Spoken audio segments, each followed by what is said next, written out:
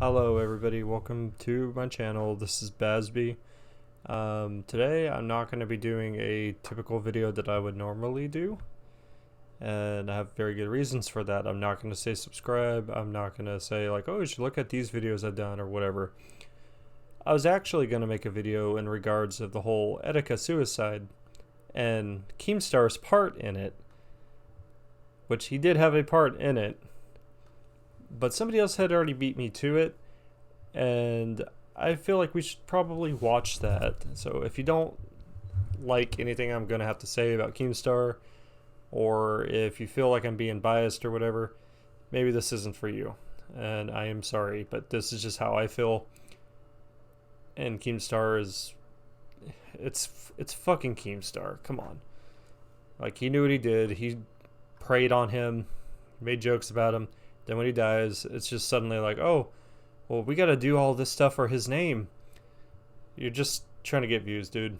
So, let's go ahead and watch it. This is Etika and Keemstar Responsibility on YouTube. Keemstar is a cunt. That's how he started. In all seriousness, the events that have unfolded over the past few days have been genuinely tragic. For those unaware, Daniel Desmond Amofa, better known as Nintendo YouTuber Etika, passed away after committing suicide. His death came under a long line of mental health struggles and public mental breakdowns, and it's incredibly sad to lose someone from the community in such a horrific way. However, today, I want to talk about the way Etika's mental breakdown was handled and covered by the public, specifically by fellow creators, notably by Keemstar. Today, I think it's about time we talk about responsibility on YouTube. Etika's mental health has clearly been an issue, a public issue, for a long time. It didn't take a genius to figure out that the dude was clearly struggling with some amalgamation of issues. We can see his erratic behaviour, likely influenced by bipolar disorder, as far back as October 2018.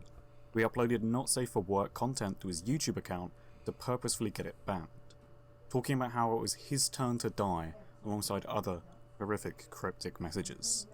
Yet there was an air of disbelief and suspicion.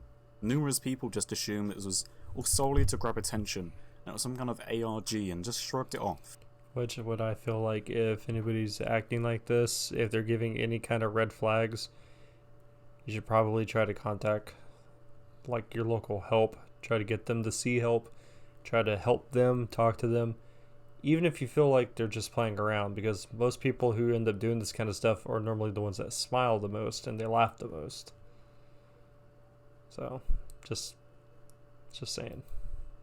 Yet of all people, Keemstar seemed to actually understand that this was different and that something was going on. That Etika was acting even more erratically than usual. Please take note of this. Let's flash forward a few months to April 2019. Etika's mental state has only degraded further, with him seemingly losing touch of reality. He's randomly tweeting out slurs, claiming that food and sleep are lies to prevent us becoming gods, and hinting at suicide. Keemstar saw this, scoffed, and tweeted, "Dear Etika, normally I would say stop going crazy, but there's no news going on, so go full July 15th, baby." Etika's actions as a result became more and more erratic, with him starting to randomly block anyone who would question his actions or what he was tweeting, including numerous prevalent members of the community.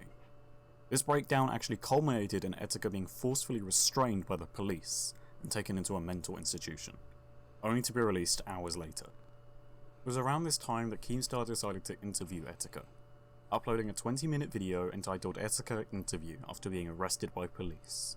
#Dramaalert, brackets, shocking. The video clearly shows that Etika is distressed and not in a good mental state whatsoever. Sometimes it sucks looking in the mirror, doesn't it? Doesn't it hurt, Keemstar? It hurts when you feel the same thing that you've done to other people. Doesn't it hurt? In the mirror 20 minutes after it happened. 20 minutes after it happened. When did you look into the mirror? Weakling. Record this and put it on Dramaalert at 12 tonight. I'm recording it right now. Oh my god, what a that job. With him supposedly rage quitting the interview and instantly blocking Keemstar on Twitter afterwards.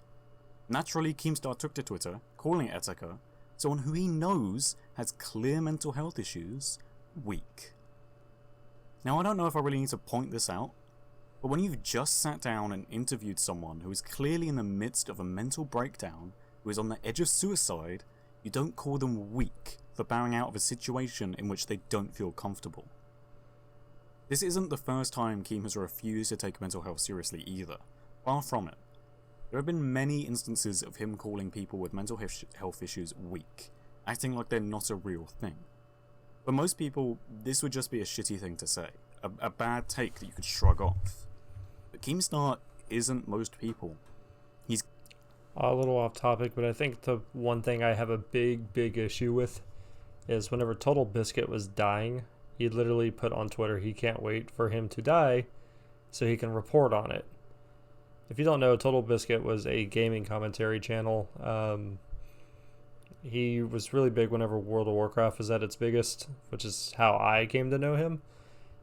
But yeah, Keemstar's a piece of fucking shit, dude. Like, I don't even know why his shit gets monetized. If there ever needs to be a great YouTube ad purge or adpocalypse or whatever, it needs to start with him or probably just affect him. Like, I don't like the fact that he even makes money off of this shit. Keemstar. He's someone with almost 3 million followers on Twitter. He has a certain sense of responsibility, and part of his responsibility is to, not mock and belittle those suffering from mental health issues. But this isn't just Keem's shitty stance on mental health issues, it's him directly provoking Etika, directly egging him on to go deeper and deeper down the rabbit hole of his mental breakdown, saying to go full July 15th, also that he can make more money off of the situation through Dramaalert. Because really, that's all this is. Keem treated Etika as a spectacle, comparing the events to something that would occur in a film. Because of course he would. Why would he take it seriously?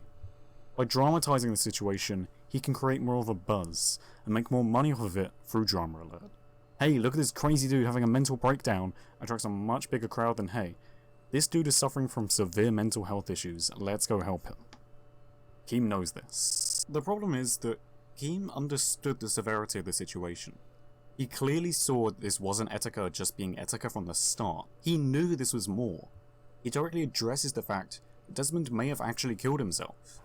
Yet still, he refuses to take it seriously, choosing to mock him and meme about the situation, pinning the blame on him, all in the same tweet, rather than reaching out to help.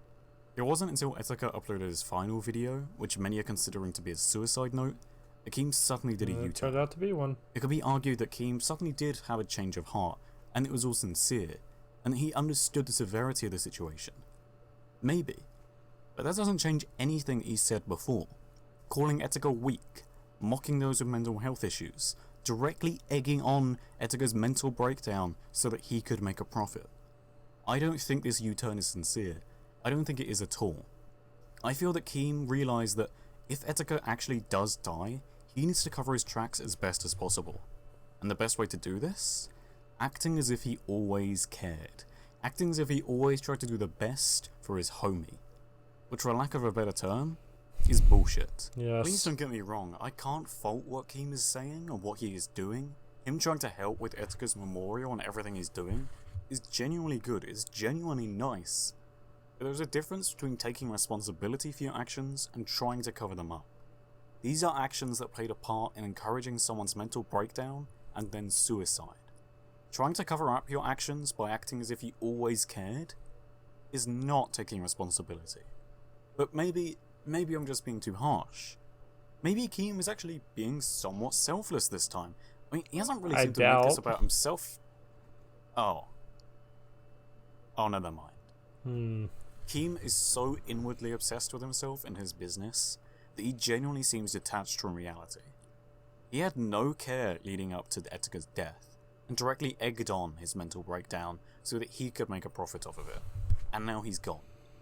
Keem's action... I really liked how he keeps forcing you to read the same tweet over and over and over, so it's going to get ingrained into your head what kind of piece of shit he is.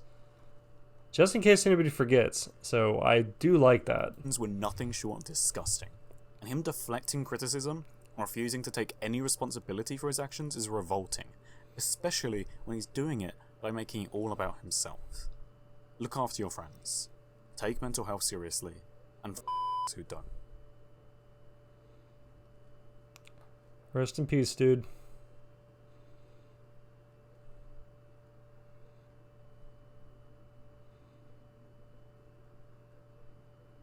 Okay, I'm gonna pause the video there. If you guys want to check this guy out, his name is doomsday.exe. Yeah, I did like the video, so. But yeah, so basically, like I said, I was gonna originally do the very same video, very, very dead on to what I was actually gonna do. But I checked to see if somebody else had already done it, and yeah, he did it. So I watched it, and I have to say, I have to agree with him. Obviously, he hit a lot of the key points that I was going to hit on, because I follow Keemstar on Twitter just to keep up with all the crazy shit that he does. Like I said in the video I uploaded yesterday, I never actually watched Etika. I knew who he was. I've known who he was because he did all the Smash Brothers memes, and he reacted to like all the new Smash Brothers stuff. So that's where I came to know Etika.